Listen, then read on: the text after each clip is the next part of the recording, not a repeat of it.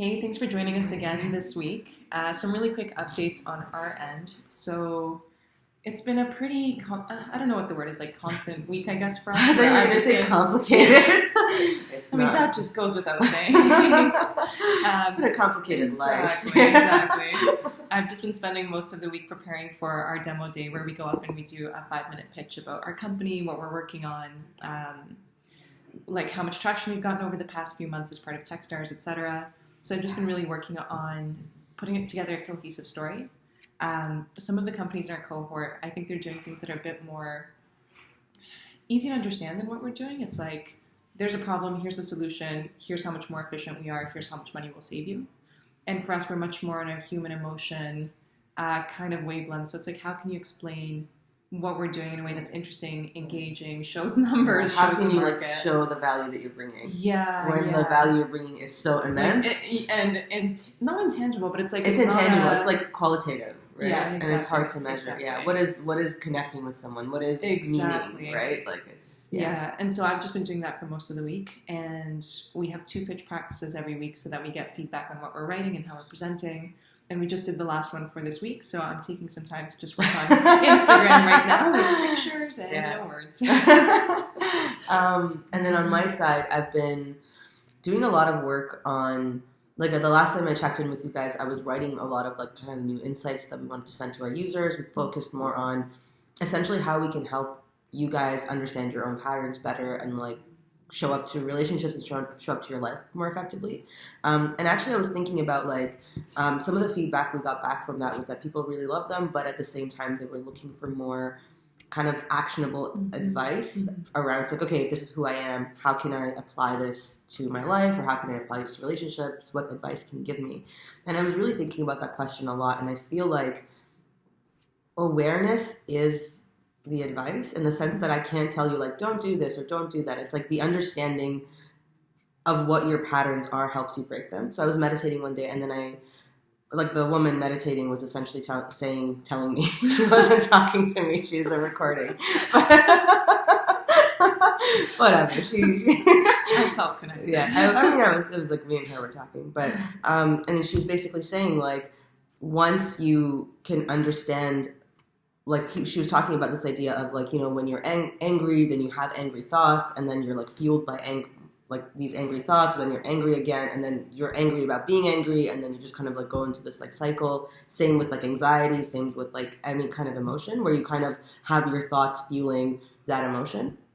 And what she was saying is like if you can actually have that awareness and understand that you're doing that, and you begin to notice that, that's the way that you can break the loop and step out of that cycle.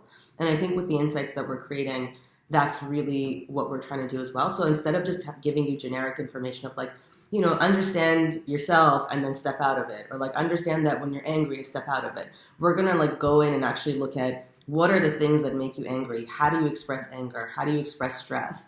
And if you're actually even just like subconsciously starting to notice that, then the next time you like, you know, let's say you're someone who gets angry and they shut down and they clamp down. And it's like when you're feeling that way, you're like, oh, I'm doing that right now. And just the second of realizing, because I think everyone is always doing the best they can in any given moment. So the point is that you don't realize what you're doing, right? And I think that's really something that's been exciting and interesting for me as I think about that. But at the same time, trying to think about how I can make that into something that is like I can express to you guys and like help you guys through that. And so one of the ideas we had was to be able to do these kind of calls with everyone after they get their insights. So if you find the insights accurate or useful or whatever, and you want to learn more about them, then you could do a quick call with me, and then we can kind of go over them and kind of figure out like, hey, like this is the part that I don't understand, and just help you kind of understand the insights and be able to apply them to your life.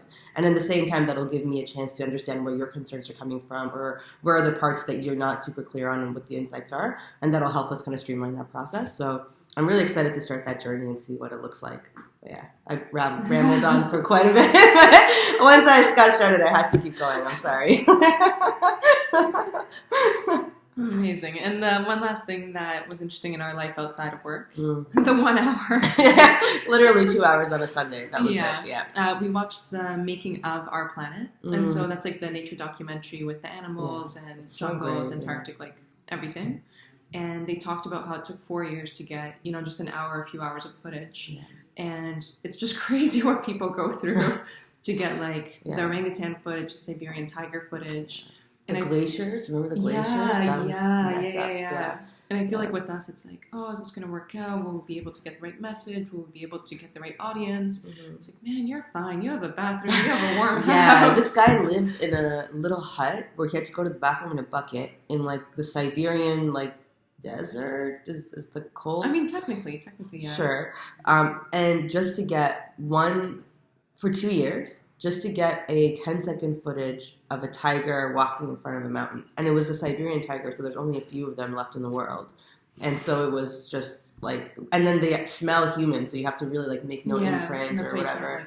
You can't come out of that hut for 2 years. Shut, yeah. It's like a little wooden thing. It's really crazy. And the dedication was insane. And I think for me, what really just was so moving for me about watching that documentary was people who were trying to understand and capture the world and present it to other people. And I just find that is like the most like, oh, I'm gonna cry. It's like the most noble thing anybody can do. And like, that's so inspiring to see that these people are literally exploring life and nature. There's so much beauty and amazing things in the world. And like, they're not only going and discovering those things and experiencing it, but then just like documenting it and then bringing it back so that we can also see it. So it was just like a really inspiring Sunday, and then we went back to work. So, which is also inspiring in its own way. I feel like we're also trying to do that in a different way, like on the human level. But yeah. Yeah. All right. Well, catch you next time. Bye, guys.